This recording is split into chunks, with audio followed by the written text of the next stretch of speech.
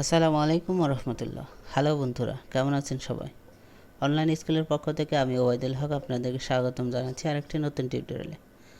আজকে আমরা সিএসএস এর মাধ্যমে ফন্টের স্টাইল কিভাবে পরিবর্তন করতে হয় বা ফন্টের স্টাইলে কত ধরনের কাজ আছে এবং ফন্টের ওয়াইড নিয়ে আমরা কাজ করব। তো চলুন শুরু করা যাক। আমরা সাবলাইম টেক্সট ওপেন করছি, এখান থেকে আমরা ইন্ডেক্স ফাইল এগুলো আমরা কাজ করেছিলাম। এটা আমাদের আজকে দরকার নেই, তারপর একবার আমরা ব্রাউজার দিয়ে দেখে নেই। এখান থেকে আমরা ফন্ট ফ্যামিলি নিয়ে কাজ করেছিলাম, ফন্ট সাইজ নিয়ে কাজ করেছিলাম। তো এগুলো আমি রিমুভ করে দিচ্ছি এখান থেকে, এবং এইখানে আমি এই ফন্ট ফ্যামিলি যেটা আছে এইটাকে রিমুভ করে দিব। ওকে, সেভ দিলাম। ঠিক আছে, তো আমি এখানে কোনো ডামি টেক্সট নিয়ে নিচ্ছি, লোরেম, আপনারা জানেন বিষয়টা।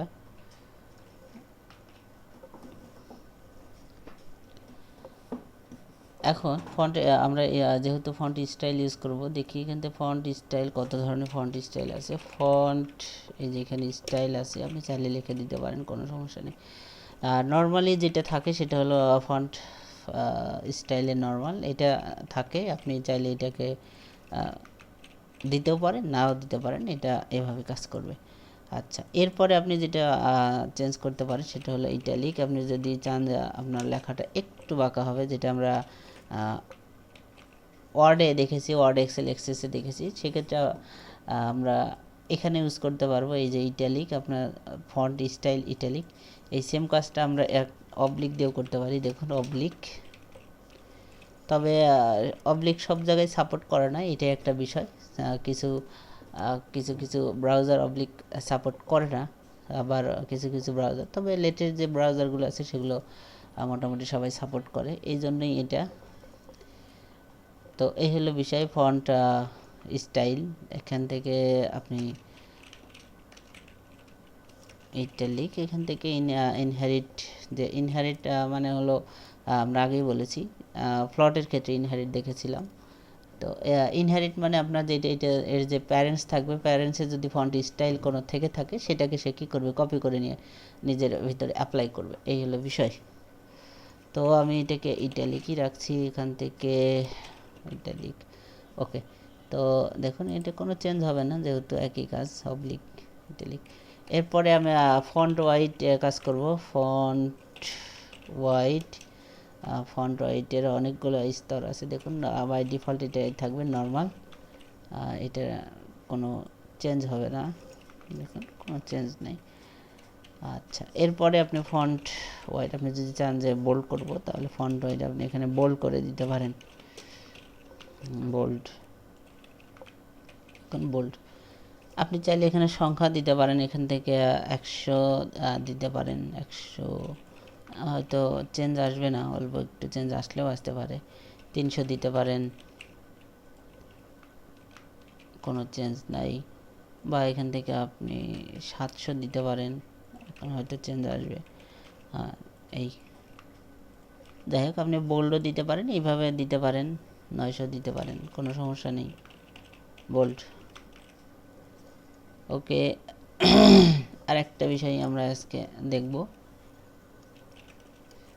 এখানে ফন্টের একটা ভ্যারিয়েন্ট, একটা প্রপার্টি আছে variant, font variant. By default এটা নর্মাল থাকবে,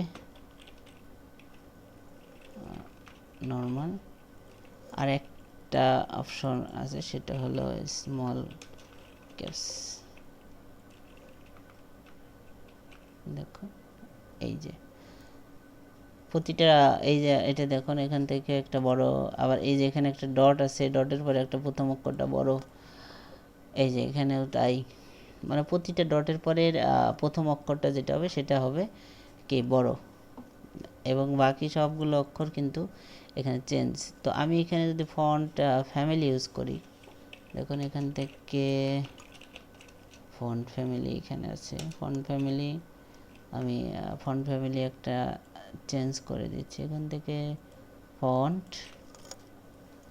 তো আমি চাইলে যে কোনো ফন্ট ইউজ করতে পারি, কোনো সমস্যা নেই। এই ফন্টটা আমার ফেভারিট ফন্ট, ওকে, আমি এটাকে এখান থেকে পেস্ট করে দিলাম, সেভ করে দিলাম। তো এই ফন্ট চেঞ্জ হয়ে গেল। এরপরে এখান থেকে দেখুন এই যে প্রথম অক্ষরটা বড়, এইটার প্রথম অক্ষর বড়, ডটের। তো এই হলো ফন্ট ভ্যারিয়েন্টের বিষয়। এইরকম অনেক সময় দরকার হতে পারে, সেক্ষেত্রে এই ফন্ট ভ্যারিয়েন্টে আমরা স্মল ক্যাপস ইউজ করতে পারি। তো আমরা যে বিষয়টি আজকে শিখলাম সেটা হলো ফন্ট স্টাইল। ফন্ট স্টাইলে আমরা নর্মালি ইটালিক করতে পারি, নর্মাল থাকে ফন্ট স্টাইল, এটারও তাই, হোয়াইটেরও তাই, সবগুলোরই নর্মাল থাকে। বাকিটা আপনি চেঞ্জ করলে যেটা চেঞ্জ করবেন সেটা অ্যাপ্লাই হবে। তো বোল্ডে আমরা বোল্ড কীভাবে করতে হয় সেটা দেখেছি। এই হলো বিষয়। আরেকটা বিষয় আমরা এখান থেকে দেখে নিতে পারি,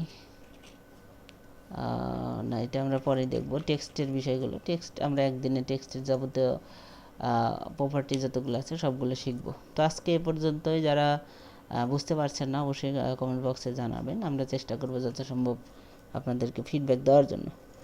তো ধন্যবাদ সবাইকে, আল্লাহ হাফিজ।